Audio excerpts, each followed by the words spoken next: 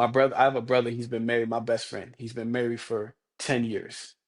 He Yeah. gave me some advice that changed my life. But really hearing married people talk about what they went through to get married. Now, married people don't talk about that stuff. I've noticed Man. genuinely happily married people do not say nothing. I've noticed this. Toxic married people say stuff all the time. I don't understand why that's a thing, man. Like, That's real. That's real. tell me that's not a thing, right?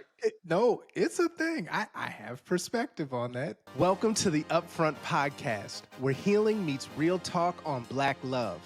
We're diving into why so many driven, self-aware singles are still searching for the one. From dating apps to deep therapy, emotional blocks to generational wisdom, we're bringing it all up front. You'll hear from psychologists, married couples, divorcees, influencers, all with no filters.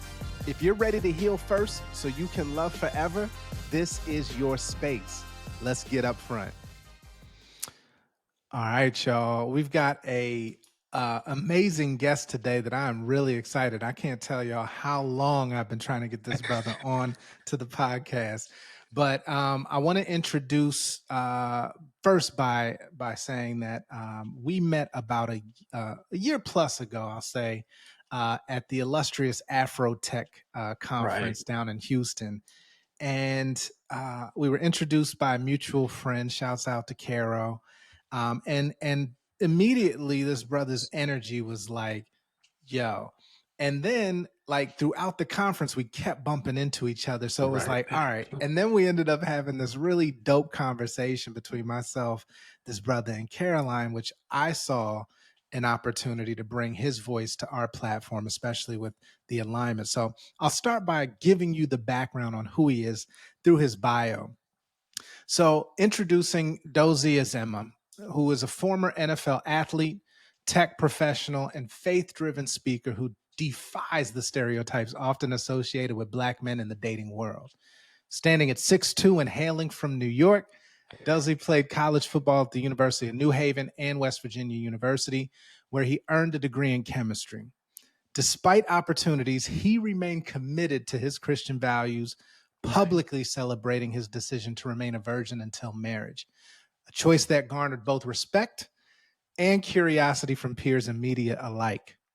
Today, Dozie thrives as a scrum master in the tech industry, balancing his professional life with his passion for ministry. He hosts a weekly webcast, Falling Forward, Making Standards Come Alive, encouraging audiences to embrace their journeys with faith and resilience. Through his platform, Dozie shares personal stories about navigating the dating scene as a single, self-aware Black man, challenging societal misconceptions and advocating for authenticity and intentionality in relationships. Y'all, welcome Dozie Ezemma to Upfront Podcast. What's up, bro? I appreciate it. That bio was fire. Man, You know that? man, That bio was man, look, fire. I you got some appreciate good it. material out there, brother. Right. Yeah, man. How are Thank you, you. bro? How are you in this I moment, am man? I'm good. I'm good. Good. I'm good. I'm growing. I'm good, you know? Mm-hmm. Always. Growing That's is a a good, constant. always a good place when you're growing, right? Brother, if you're not, you're dead, as my grandmother used Yeah. to say. If you ain't That's a good learning way or to put growing, it. you dead. Right. It's a good way to So put look, it. man. Look, we here. We made it. We made it work. We made Right. it happen. I'm so excited for the audience to get to know you. Can give them a little bit of your background, your upbringing, your the things that ground you, who you are that shaped you as a man today. Right. That's fair. Well, first off, my ethnicity, I'm Nigerian. So my name Dozie is actually pronounced Dozie. And so my name Dozie means protect. And so my full name is Chidoziem Ezema, and it means God, please protect me, or please protect me. And so that's where my name comes from, that background. Man, So very much raised in my culture, my ethnicity.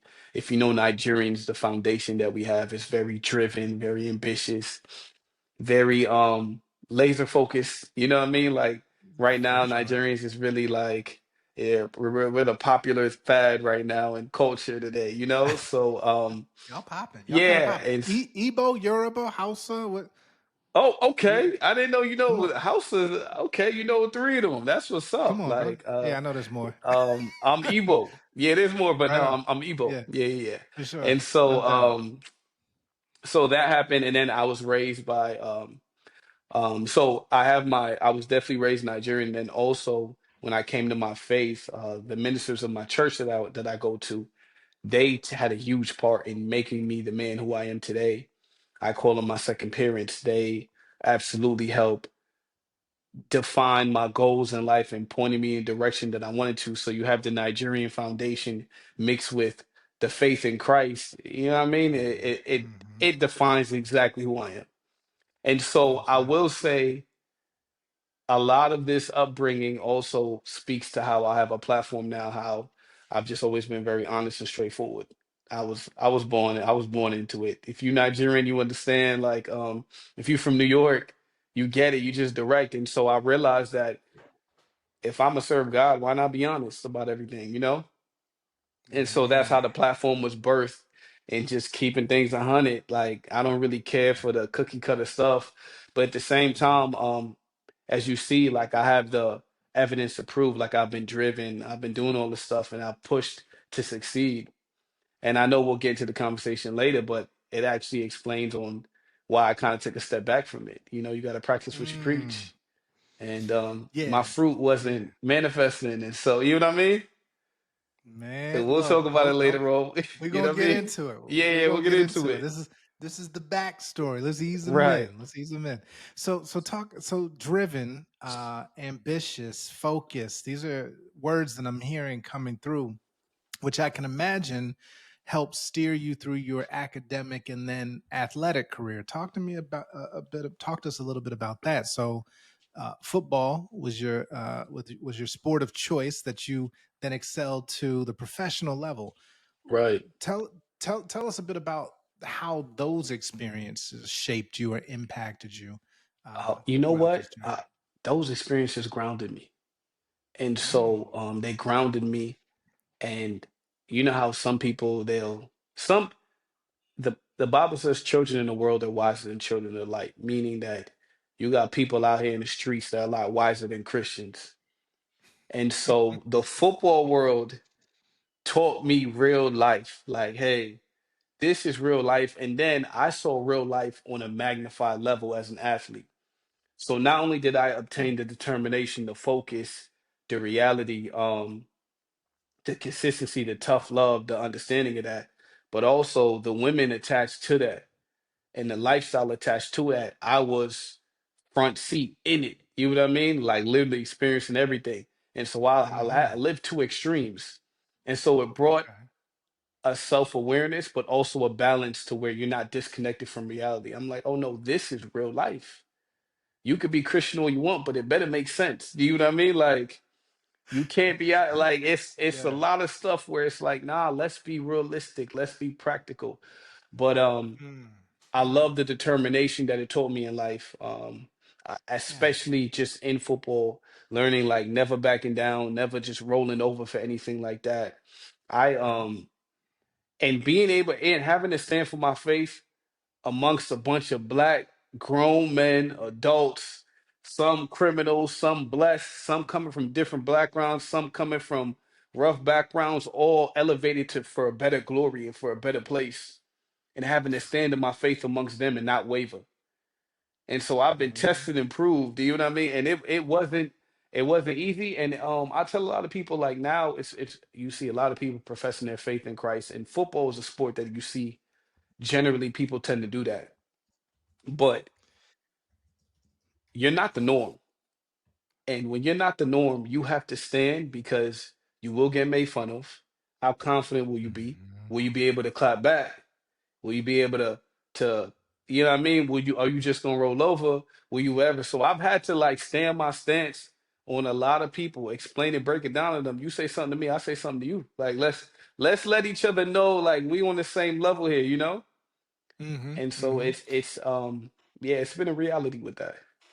Bro, that's fascinating because I mean, you see on the outside looking in that athlete life. I mean, Wow, what do they say? life. The world the world will always give you enough for you to kill yourself with, Yeah, right? Like, and so and so when you get the extreme, right? Anything that you have, everything that you have access to that you could desire, and here you are, an openly professed man of faith, walking yeah, into the lion's den. It reminds me of the Kanye line, how you move in a room full of no's, how you stay right. faithful in a room full of hoes. Like, bruh, It's how do you manage that? Like, that's it's real life. It's real life. Like it's yeah, real life. It's so in funny. I HD like 4K. what 4K? Like I tell people, society now is catching up to what athletes have already been doing for the longest. You know what I mean?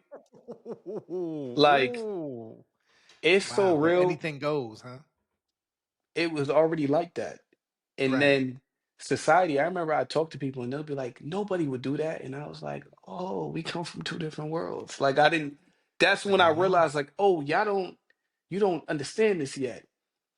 Mm-mm. Now society's like putting it out there on social media, this and that, but we was already living that Yeah. world. It started from, really for some people started from high school. For me, it started from college. Hmm. But Yeah. it's Can, it's a can you share? trying. Can you share anything? Not to be Okay, salacious, I'll right? say this.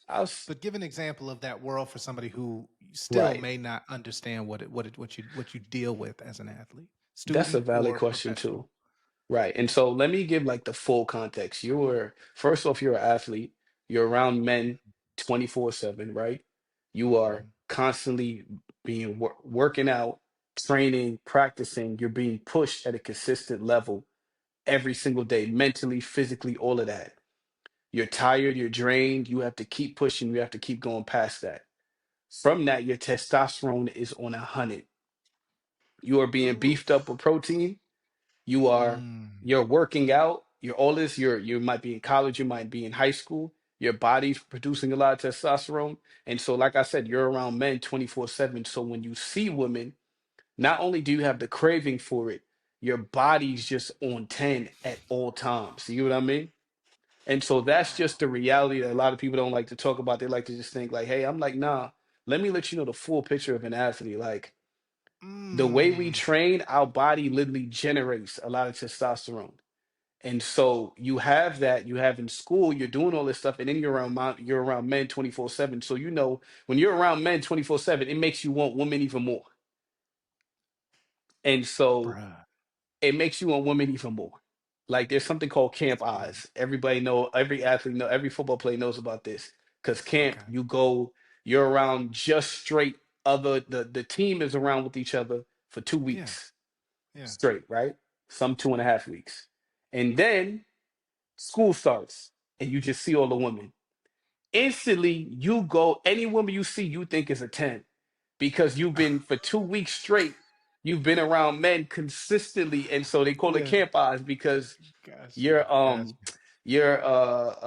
meter is off, like your you. meter's off, and you just like everybody's gorgeous. And they always tell people like chill the first week of school because you're not thinking straight. You know what I mean? Yeah. Yeah. Hey, And look, so then that's how these dudes end up with chicks. You be like, how out of everybody exactly. he could have got with. That's exactly how. And That's then so wild. on the flip side, you are God to these people, to these women, to these men, to anybody Yeah. that's not that athlete. Other sports, you're God. You know what I mean? Yeah. You do get You're a football deified for player, sure. you're muscular, you're fit, you know what I mean? You're popular, you Yeah. whatever, you are God. And so I always tell people, no woman was off limits. And okay, let Mm, me even break it down. Let me make it more realistic. yeah. No professor, no tutor, no grad assistant, no mentor, no Administrator, administrator, friends of the program. nobody, no, no wife, no coach's wife, nobody is off limits. And so, of course, I'm not saying anybody just had the opportunity, but I'm just saying like it could happen. That's real. And That's so real. imagine coming into college thrust into a world where you realize like people you thought were authority, who you would think as like mentor, auntie, mom figure, that world is gone. You At have 17, women, 18 years old, like you still a baby, man. you have women asking to sign certain areas of their body, and you don't need, they just know you play for the football team. You know what I mean, or you're an athlete. And Right. so, and then when I say women, I don't mean students. I mean Grown ass women. grown women. You know what I mean? And so that's when you realize, like, oh, a boyfriend, girlfriend, what does that mean? Like I've seen it, I've seen it all. Like Hmm. I've Hmm. seen people come in here like me and my boyfriend are this many years, but you know this guy plays for this, and y'all go boyfriend who? You know what I mean? And so Yeah. it's a world where it's like nobody, I tell people nobody is off limits. And so it doesn't mean, of course, the woman is down for it, but I just mean as far as Hmm. men shooting their shot and having a chance, a lot of times they may have a chance. Now, the woman absolutely can say no. Oh, of course. And I'm not saying every woman, the women are just down for it, but I am saying Sure. like, hey, in that world, opportunity is open. So I want to turn us down a different side street, but related Hmm. on this, right? Because this is gold right now for I Right. think for a lot of sisters who have never heard the perspective from the men in it, right? Because y'all as athletes and just brothers who have access don't necessarily get to write your own narratives, No. right? Right. So I want to talk about that because you let's just say that you for those who are listening and not watching, Dozie is what you would call an Adonis. This brother's appealing, he's handsome, he's easy on the eye, and so I there has appreciate it. he has what we call pretty privilege, right? This brother has unearned benefits that some brothers just don't get in life, and that's fine. He didn't ask for that. He's dealt the cards. He's playing them as he was dealt them. But you have taken a different approach because through healing, through self awareness, you understand what comes with that. I want Right. you to share a bit about what kind of stereotypes that you walk into or what kind of assumptions have been made about you by how you look Right. or what profession you were in or whatever the case may be that people wouldn't know that actually might shock some folks. Yeah. You mean what assumption? You mean the negative that people think of me? uh, sure, let's go with the negative I mean, and then we'll go a if little I'm positive. right. So if I'm Yeah. not gonna hold you, Yeah. when I first walk into a room, oftentimes, a woman will approach me and be like, "Oh, you probably out here just messing with all these women." Immediately, Oh. I've had women walk up to me and be like, you give you give woman, what's the word? Can I say the word? You can You say the give word, brother. F boy vibes. You know what I mean? Oh, you a good I've time. have yeah, I have women walk up to me and just be like, "Hey, like you probably really out here just doing whatever." Mm. And Don't even know you yet. they Just don't this. know me. And you know what though? Wow. I had to take a step back and understand. Like I was like, you know what? Because at first, I'm not gonna hold you. At first, coming out of college, because it started really when I graduated college, when I was when I wasn't in the NFL anymore, Hmm. when I got into like the non-athlete Corporate world. world, business world. Yeah, And yeah. that's the first time I started hearing that stuff. And so I Oh. can't understand. And so I had to understand it's a swag and a demeanor that you do carry as an athlete that based on the trauma that other women may have gotten from that, they then associate you to that. And so I get it. Like my counterparts probably might have done that. I can't speak for everybody. Maybe in their past, maybe they were younger, maybe they're older, maybe they're still doing that. But I do look like them. And so I do understand. And so, Oh but at wow. first I was like, bro, what am I doing? Like, what did I do? I don't Mm-hmm. understand this. Like, why are y'all just making this assumption? Mm-hmm. And so it's a valid thing because I mean, I guess we can talk more into it later, but I really hate the narrative, but I can't blame them because logically you got to move off logic, right? And so I True. can say that men who do carry this persona or who do look this way tend to be trouble. might tend to be trouble. And so I They could, you abuse know what their I mean? power. I do empathize. You know what I mean? I do empathize, and I've learned to not take it to heart now. And this is just me growing and maturing Yeah, and yeah. understanding, like, hey, I do understand what you've dealt with in the past. I do understand what majority does. And so Mhm. I have to like let you know I'm not like this. But if you make the assumption, I tell you otherwise, you still hold on to it, there's not anything I can do about it. Right. Right. And There's not I don't anything I think can that do there's about it. anything for you to do about it, right? Because people Yeah. are gonna you can't change people's hearts and minds beyond what you're capable of doing. But I wanna zero in on this a little bit because I think what often doesn't get spoken about is the hypersexualization of black men, right? Because as Oh, you yeah. ran down those assumptions, it started with promiscuity, right? Hmm. It started with you being, high sexual prowess, and you out here Right. slaying them all. Like you didn't even ask my name yet, and you out here Right. saying I'm slaying the world. Like, but that is something that it's deep within the psyche and the subconscious of I'll say American culture, but I'll even expand it to a globalized culture in terms of our sexualization, right? This obsession with black men's physicality, let's just say to keep it PC. But that eh, our women have not escaped those same subconscious stereotypes about us either. And these are Right. the conversations that until you're able to have a one-on-one and give somebody like more perspective on who you are to get past those, then you're rolling into rooms, especially now in the corporate world, where as soon as they see you, they're assigning certain traits, certain behaviors to you that aren't Right. even real, right? I can't imagine. Absolutely. And let me add on to this. They Please. still want to talk to me. You know what I mean? After making those statements. And so that's the interesting part. You get what I mean? That is deep. That is And deep. so you're telling me you looking for trouble. You know what I'm saying? It's like, and I get Yeah. sometimes it's a little banter or whatever, but it's truth to what you're saying. Like you just Yeah. walked up to me. You don't know me from a can of paint. This is your assumption, but you still want my IG or my phone number? Like, sweetheart. So now I know what you out here for. Right. And you know what I mean? And so I'm like, hey, Yeah.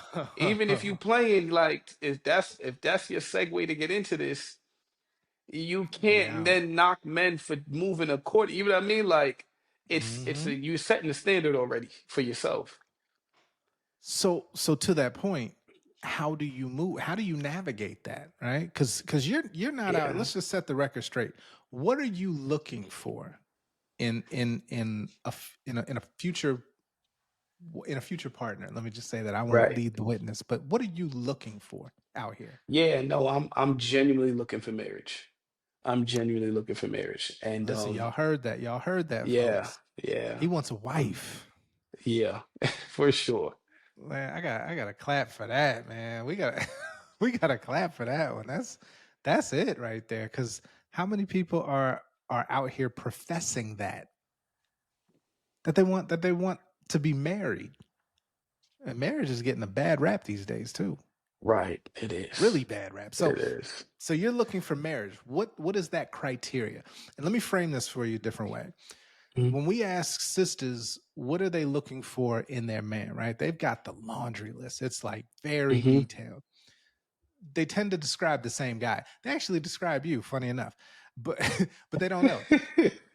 But here's the question that I always ask in follow up: what does that man that you've just described to the T?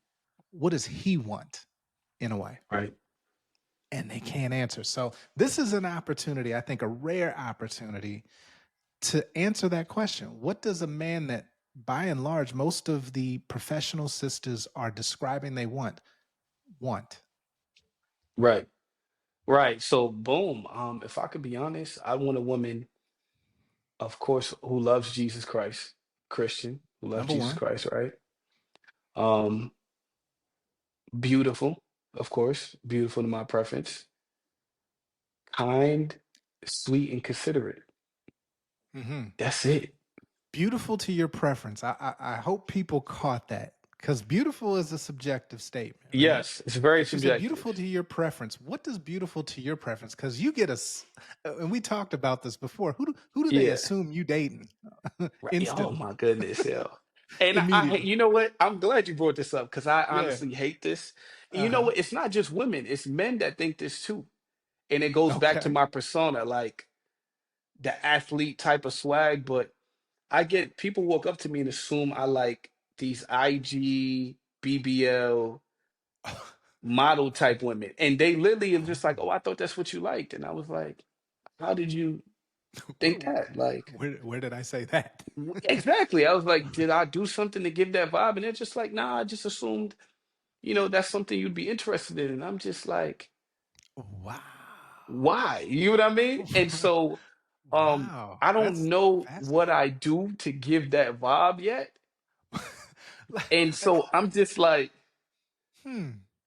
I'm genuinely baffled, but I get men and women that just be like, yo, I would have thought you would have liked it. And I'm like, well, why did you think I would have liked that? Like, I Yo, don't even describe that type of woman. You know what I mean? Like, and Dozie, so that's when I say crazy. IG model, I mean that mindset, the IG model mindset. Not Yeah. if you're IG model, cool. I just mean that mindset or that BBL girl that's just like not all Yeah. BBL girls, of course, trash, but I just mean like that mindset. And I'm just like, Hmm. or that look, Hmm. aesthetic. And I'm just like, that's not. I like people that like be Uh, solid. You know what I mean? Like solid. let's talk about it, man, because that is, I think, that is an eye-opening nugget, right? That there is an assumption based on your look, your Yeah. physique, that you would prefer a woman who has artificial enhancements to her body Yeah. and is primarily driven by being seen and getting attention. Right. And you ain't even said anything. Like, it's not even like you No. got like your preferences on here, like on your forehead, like this is what I like. But just by how you look, people assume that's what you like. That's Right. crazy. It's And interesting too. yeah, what other group of men have that assumption? Like when we say, okay, a Tom Brady, or I don't know, insert white athlete here, do they have an assigned female type that they go for just off rip? Like what? Well, I can say that I don't know. athletes Well, maybe do certain y'all do both. arenas. Athletes do be, you know what I mean, like Well, going after certain things. So I do get it.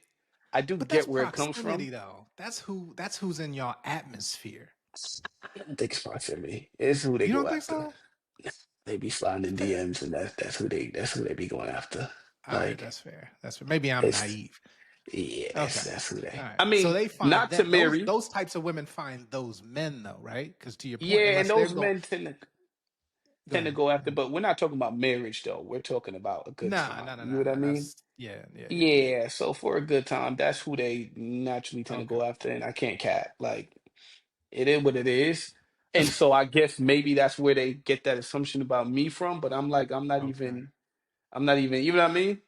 Yeah, yeah, I'm yeah, not yeah. even in that arena, or even though I'm telling them like they'll see the way I move, they still will come up with that Mhm. assumption. And I want to be clear.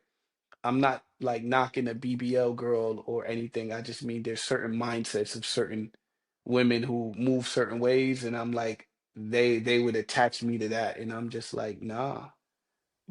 Listen, I think that that's Hmm.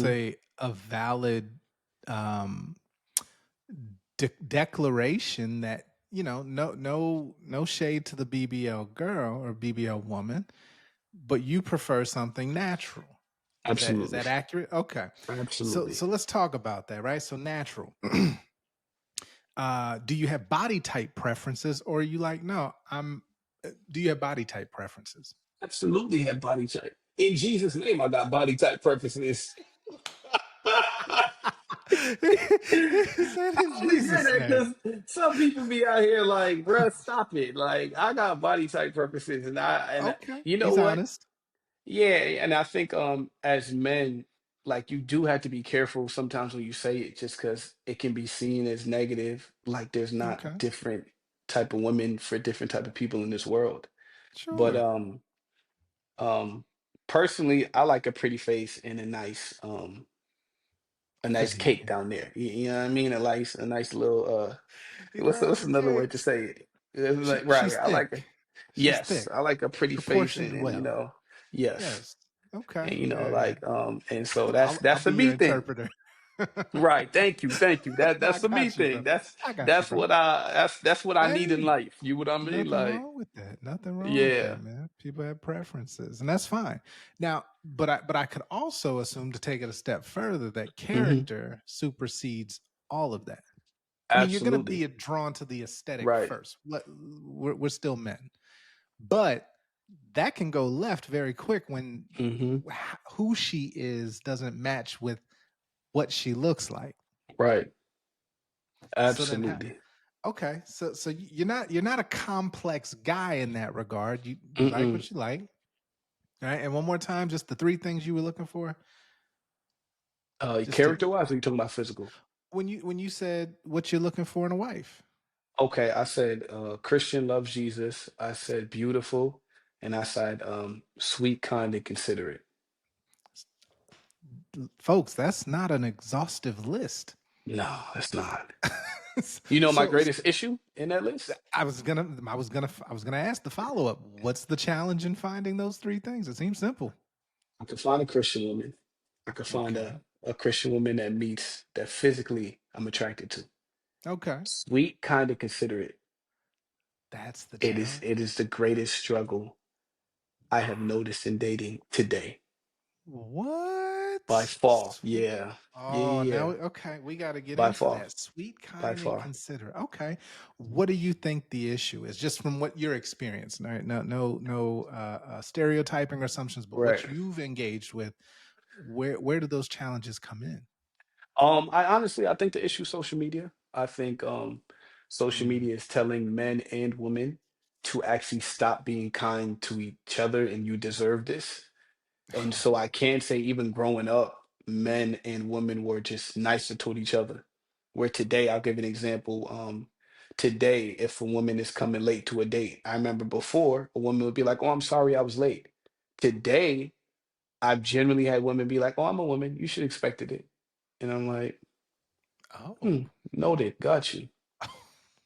And so it's just Wow. it's the subtle things where it's like, but when you Mm. look at social media, they'll be like, he should know this, he deserves this, he should, it's all about you. And flip side, they tell the men the same thing.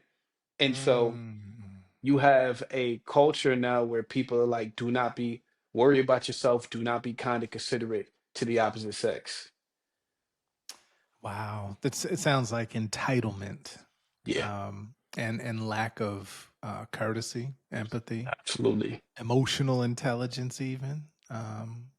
Wow. So then, okay. Uh, how do you deal with that then? So, I mean, that's a one date, obviously. I mean, there's no callback, Right. but, Um, but, but, but is that like, okay, cool ghosting, or is that like, hey, thanks for your time, cool, but I don't think we're a fit.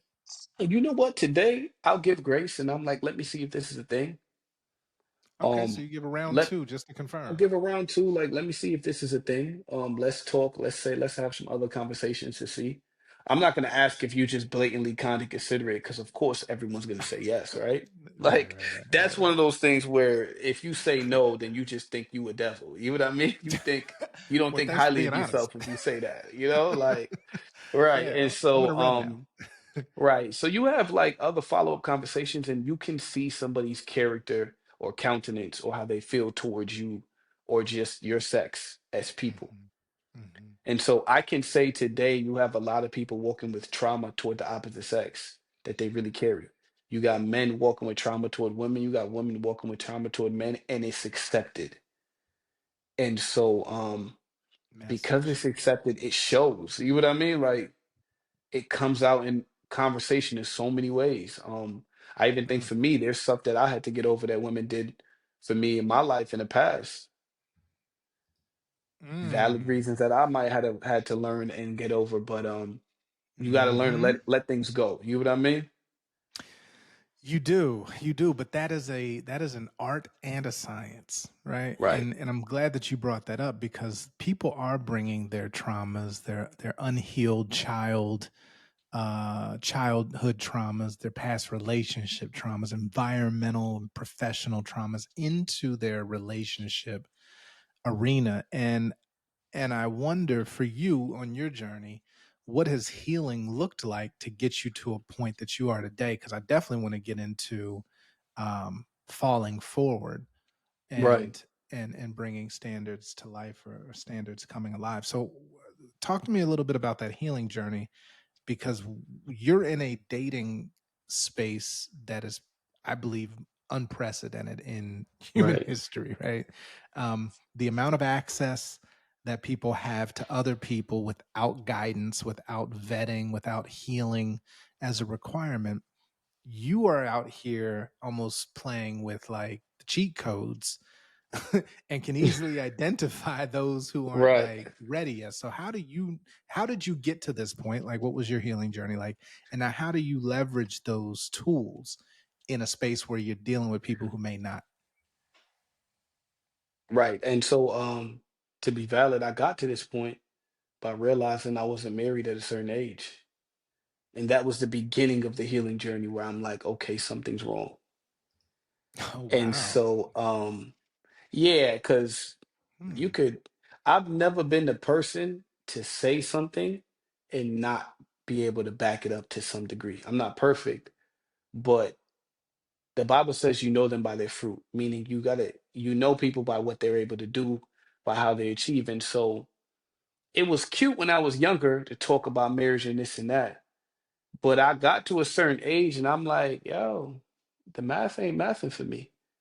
And so I'm like, okay, let me take a step back and look at myself and see what's wrong because I'd be dumb if I'm just like, yeah, it just hasn't happened yet. Nah, there has to be a reason.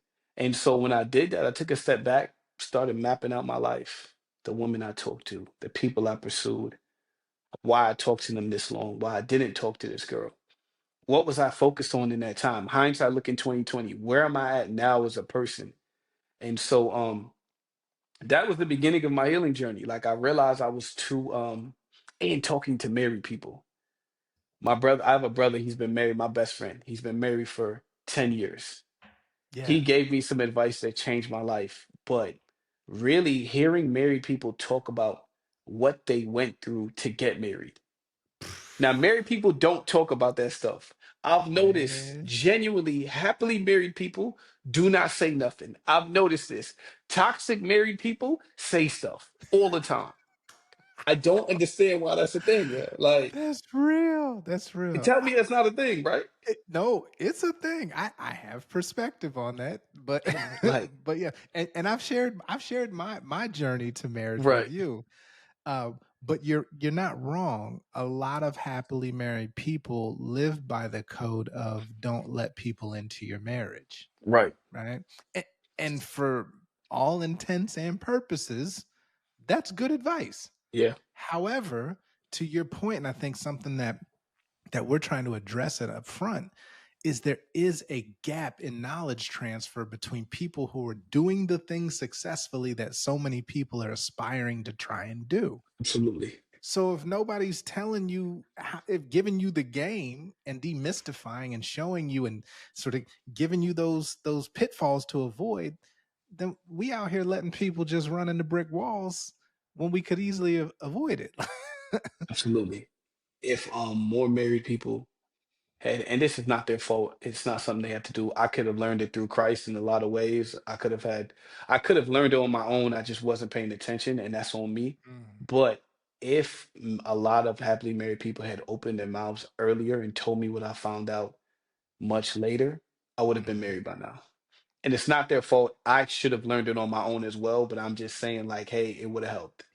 And what I mean is, Yeah. when they told me the things that they actually went through on both sides, men and women, in Hmm. order to get married, where this person did something and you could have genuinely walked away because they was bugging, not cheating or whatever, but they did something where you're like, if I walked away, I'd be valid, Yeah. on both sides. Hmm. And they chose to forgive the other person and they married them. And I said, I completely see why I'm not married. It makes perfect sense. I get it. Okay. I get it. Okay. Can you share that piece of advice that changed your life? So I had to realize that, and maybe this is on me that I didn't realize this, but I had to genuinely realize that your spouse will hurt you, genuinely hurt you and offend you. Whether malicious or not, they may maliciously hurt you or they may accidentally hurt you, but they will hurt you, and that's a promise. Guaranteed. And so I never factored Guaranteed. that in. And so I never factored that in. And I literally was just like, so if a woman ever did me dirty, I was out of there. There's always another one. You see what I mean? And so I Man, dated that's a like this, lightning rod. That's a and I was in a lightning rod. relationship like this, Yeah. and none of them, and I guess it's embarrassing for the married people to say because Mm. you genuinely forgave them, where the rest of the people are like, you should have left, and it's valid. You could have You left. you could have You left. could have. Should I'm is a sorry. You different could word. have. Should is different. Yeah. And I Yeah. think that's more so what I'm saying, where I'm like, you could have left, and everybody would have been like, I understand. Right. Right. But they Right. Right. chose to forgive. And I'm not talking about Right. cheating or doing whatever. I'm just talking about like, yo, I wish you guys would have said this. Mm-hmm. Mm-hmm. I genuinely would have given other things more chances, would have actually been like, oh, I understand, but I don't Yeah. blame them. Keep your marriage personal, keep it private. I mean, and so I get that. But when I Yeah. learned that, I instantly was like, I see why I'm not married. I have not been given grace. I've not been as patient. I've Mm-hmm. not been as forgiving as other people have, because there was always another woman. I've never ran Options. dry with women. You know what I mean? And so options Yeah. was really a options. My mom told me this one time. She was like, the options are messing you up. I was like, no, it's not. I got older a few years Mm. later. I was like, options is messing me up. Yeah. They Like, messing me. it's messing me up.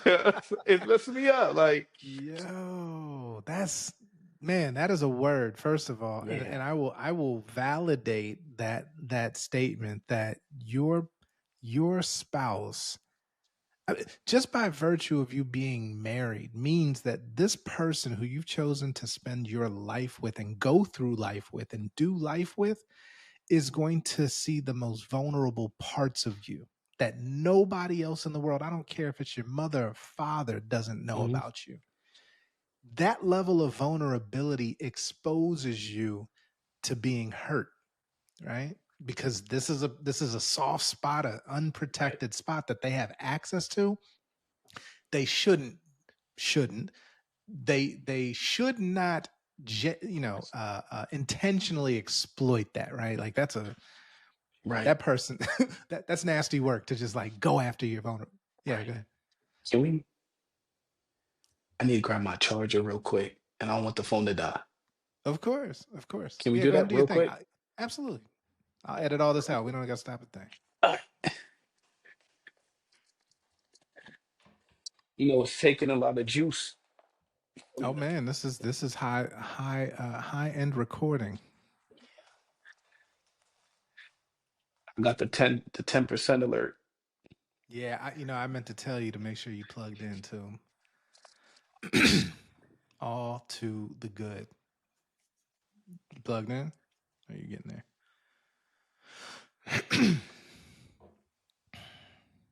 I don't know. Yeah. Let's see.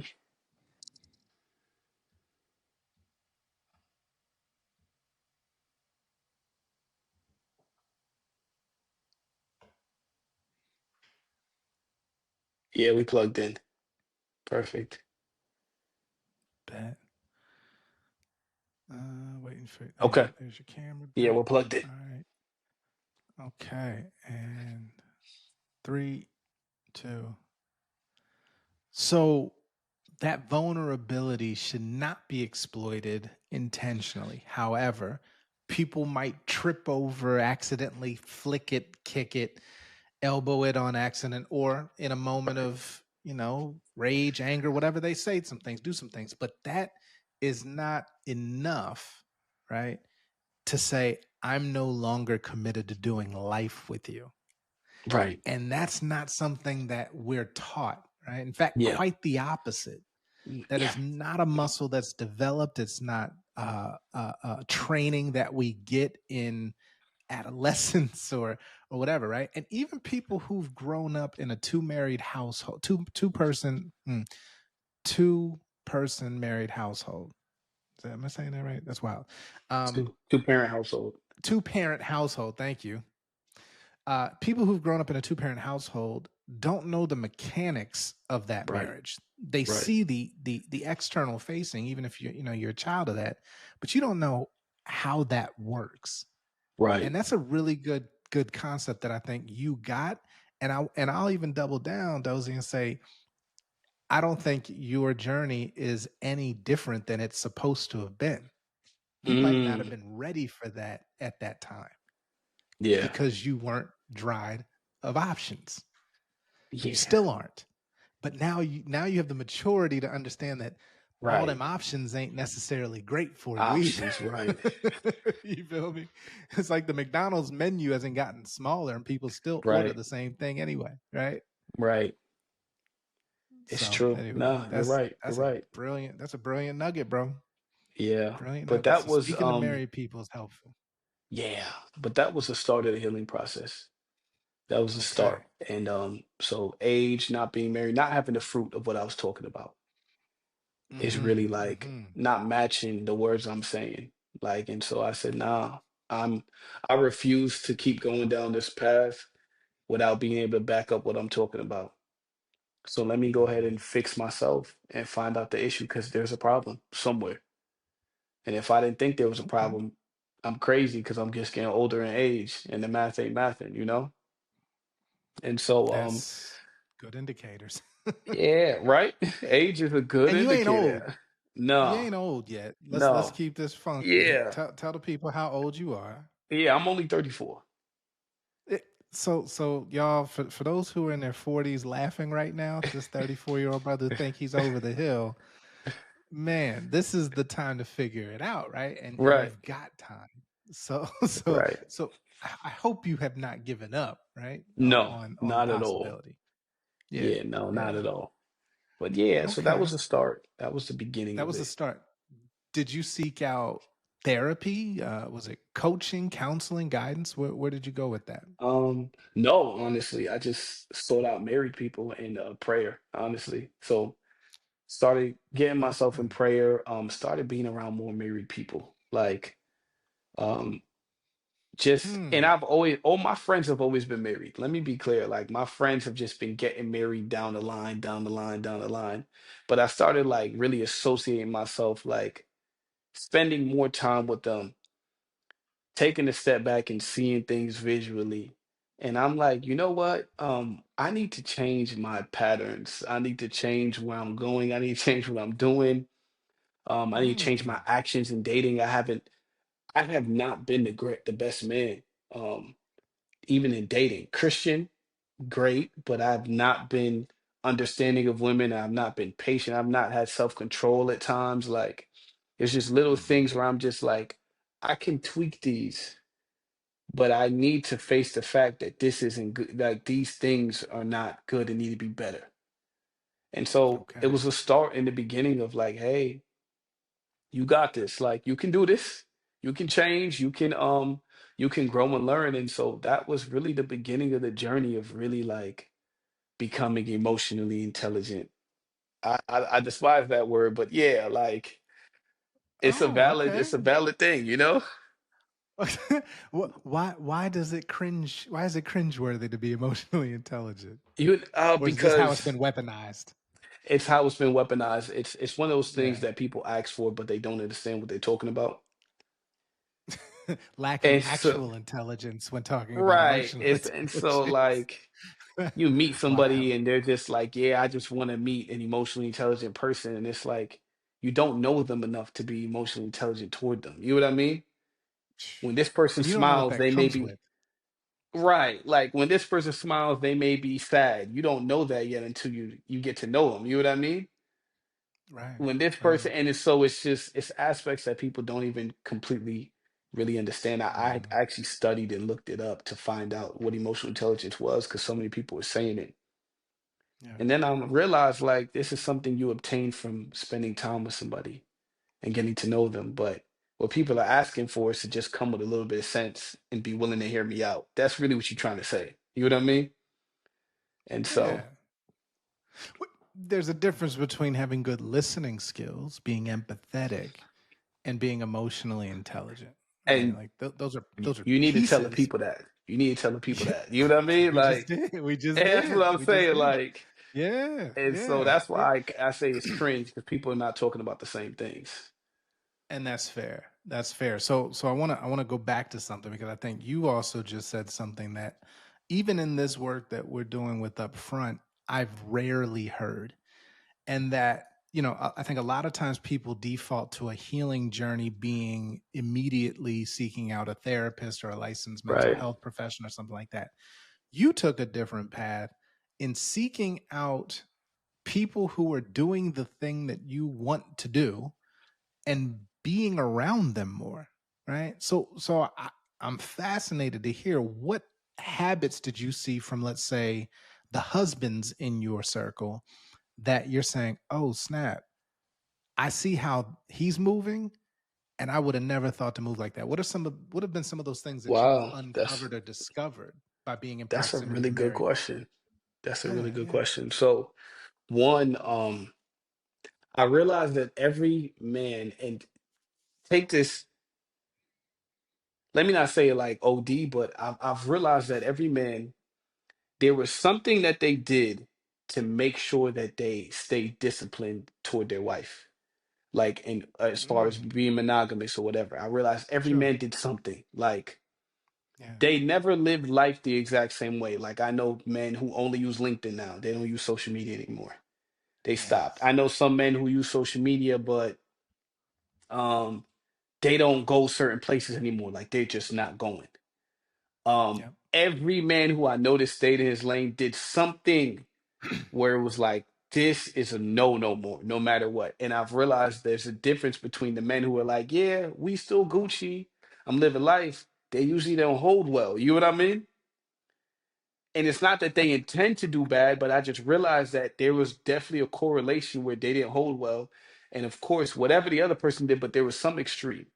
That was one thing I learned. yeah, Another thing I learned is husbands, they kind of like they had this level of patience where I was like, you understand that like she would come at them with like this energy, maybe this attitude, whatever, and there was a level of patience that they held. They held. And I was like, yo, if people were dating during this time, you might have got rid of her and been like, nah, I'm good. But I've noticed there's a level of patience that husbands have. I don't know. I think it's from dealing with dealing with your wife with time. You understand the mm, levels of the words that she's speaking and how she truly feels. So there was a level of patience where outside looking mm-hmm, in, it may look this type of way, but you kind of understand this. mm-hmm. Um, and also, there's another thing. And my best friend and brother told me this, and this is the wisest advice he's ever given me. All A right. woman may say A, but she really means B. Greatest advice I ever heard in my life. He's And not I've wrong, realized that, folks. yo, husbands, that's the number one code. Like, you have to understand that she may be saying A, but she mean B. And if you Bruh, move toward A, it's not going to be right. You need B. And from the you're gonna flip catch side, a for any L. woman that feels some type of, right, for any woman that feels, because I've repeated this, and some women have been like, and I'm like, oh, okay. Mm, So if you truly mean A all the time, that means anytime you say something, I can hold you to that, no matter how you feel. And then they're like, you know what, you're right. I'm like, exactly. Exactly. man, Greatest advice I ever learned. your brother didn't miss. I mean, No. I think there's some additional gems, but those are solid, man. Like, Yeah, that's what I'm and saying. look, as a married man of 16 years, I will say that you do become fluent in the language of your wife, right? Right.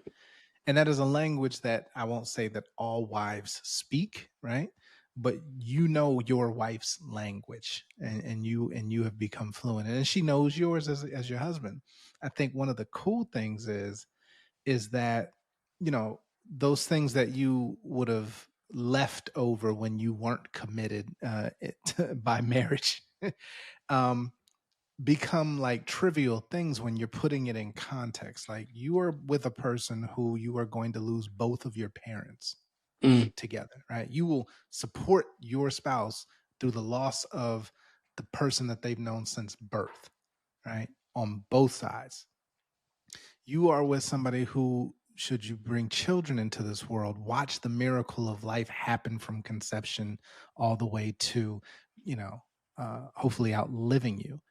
So when you think about what's really important and right, what matters, like put right. it up against those kinds of things. Like and and rightfully so, even deciding about like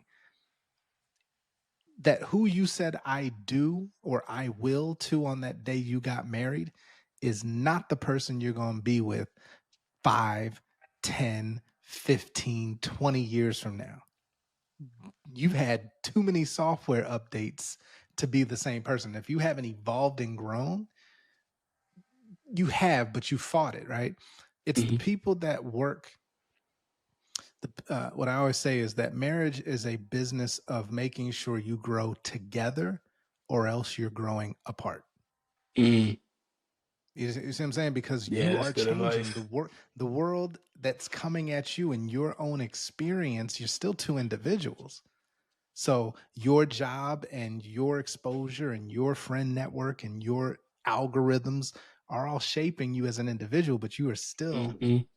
bound and attached to this person you said you want to do life with. So now you got to Right. grow with how they're growing and vice versa. So it's like a lot, bro. But I love that you are seeking out marriage as a community to Hmm. become a better husband as an aspiration. Whereas, and that was one of the premises of our mentorship district in Upfront, because I was like, who's teaching single folks or aspiring spouses how to be husbands and wives? Right.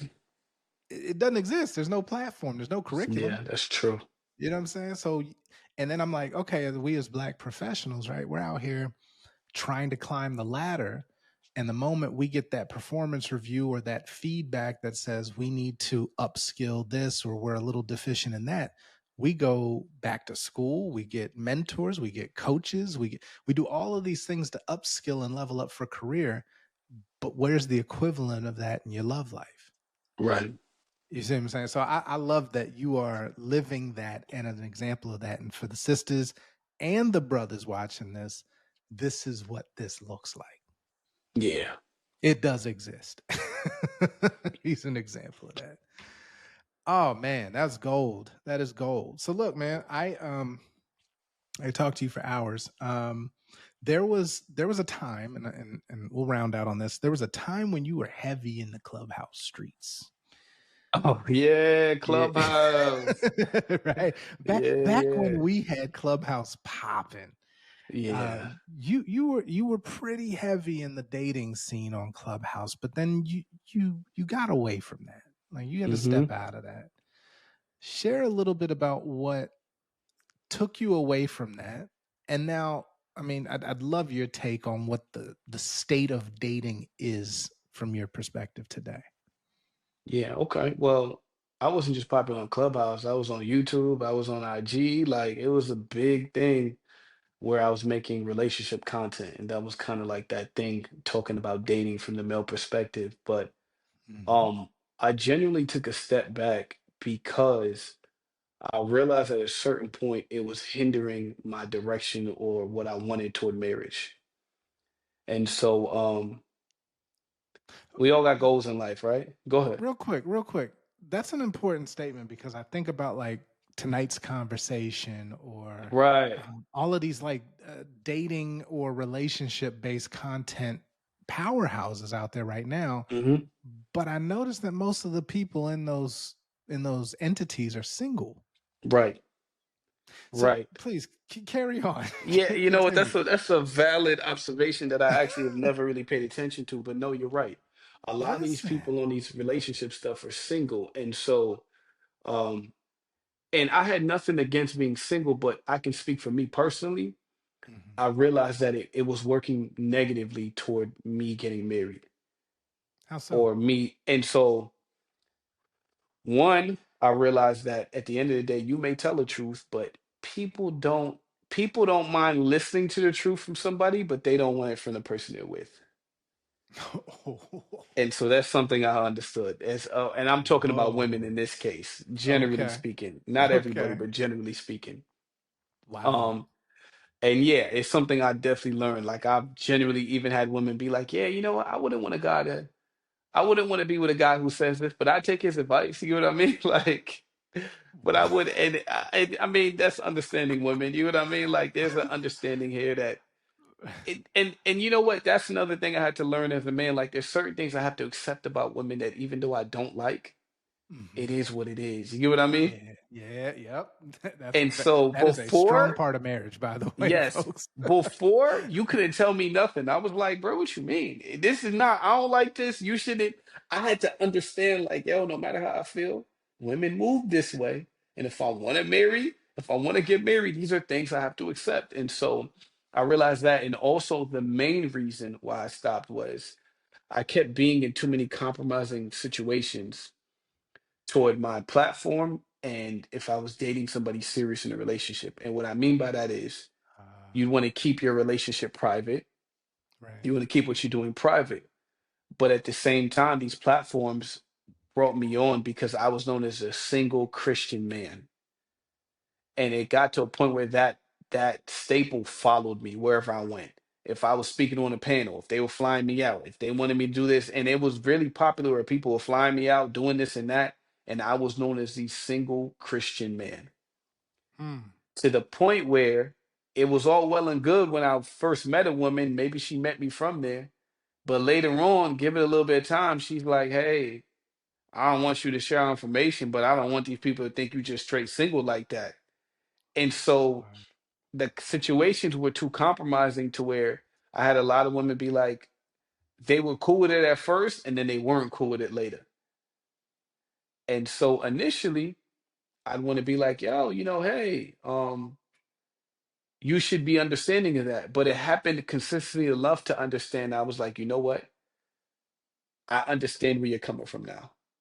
I may not be a fan of it. I don't agree, but I do understand that this has happened enough for me to take a step back and be like, all right, am I willing to sacrifice a platform for marriage when women who I date are genuinely telling me, like, not some were cool with it, but most of them were like, after a while, were like, even though they wanted to remain private, they're like, and it's like it's a lose-lose for me. I get asked on stage, are you dating? Are you single? I could say yes, and then Yeah. they're looking who I'm dating. I could say no, and then they're like, the woman feels some type of way. And so it was too many compromising situations, and I was just like, you know what? It's not worth it. It's not worth it. The ultimate goal is not to be on a relationship. I mean, to be making relationship content or videos. And so, So yeah, your brand becomes synonymous. You become bound to your brand yes, so much so that you can't evolve to the thing that you aspire to because it would hurt the brand. right, But at the same time, when you want to protect the one you're with, the brand is like, well, no, we need that T too. So I can yes, see, and that is, I think, synonymous with being a public figure, right? Like in right, general, you're constantly managing the brand, the perception, the narratives, but whatever brand you build, it has to be able to flex and evolve with who you are as a person, right?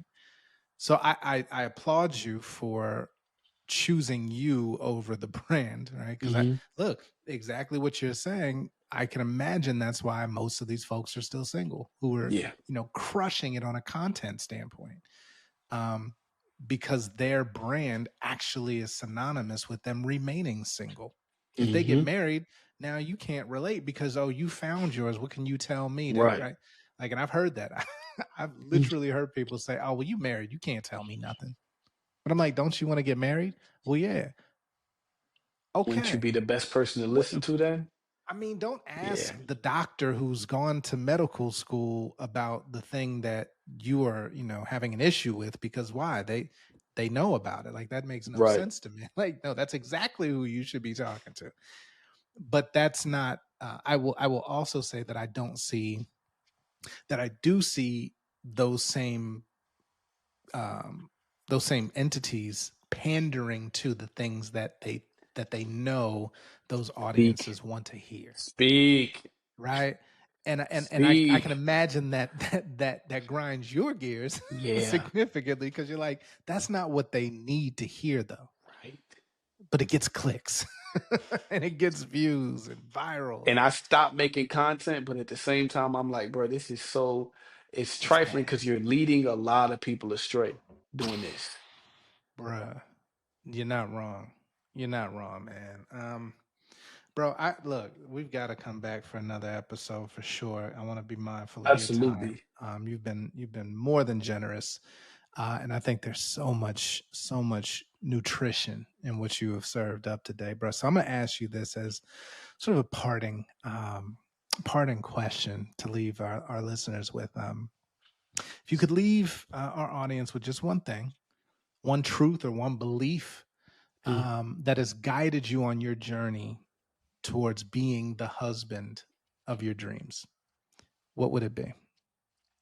Um, I would say this, right? And I think it's pretty practical and pretty elementary, but it has truth to it. Mhm. If you're looking for a partner or a spouse, right? If you have been single for some time, you have to self-evaluate.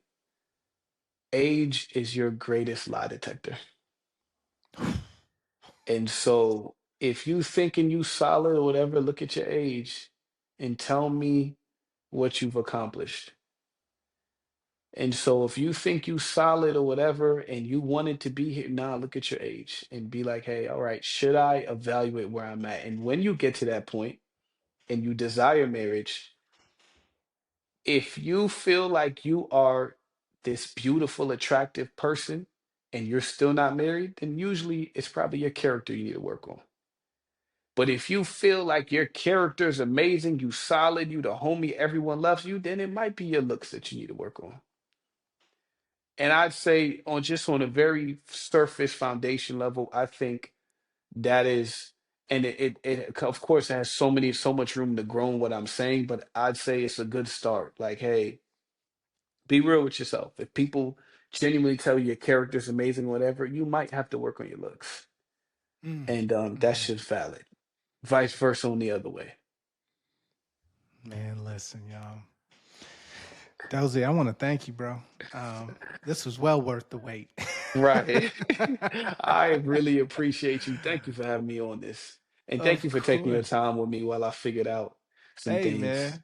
Brother, patience. As you noted earlier, man, married men are quite patient. Right, that's true.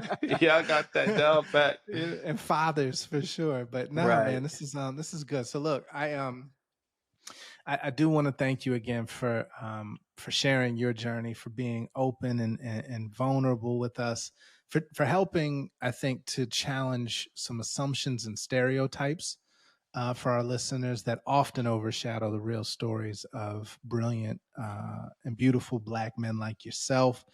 To everyone listening, I want you to remember that healing and connection start with the courage to be fully yourself, right? right. First and foremost. I want to thank y'all for tuning in. I want you to join us next time for the Upfront podcast, where we bring you unfiltered conversations to help you heal through it, to heal first, and to find love forever. Until then, keep striving, keep growing, keep healing, and keep showing up as your best self. Peace, y'all. It's in the heart of the beholder. Love is in the heart of the beholder. It's in the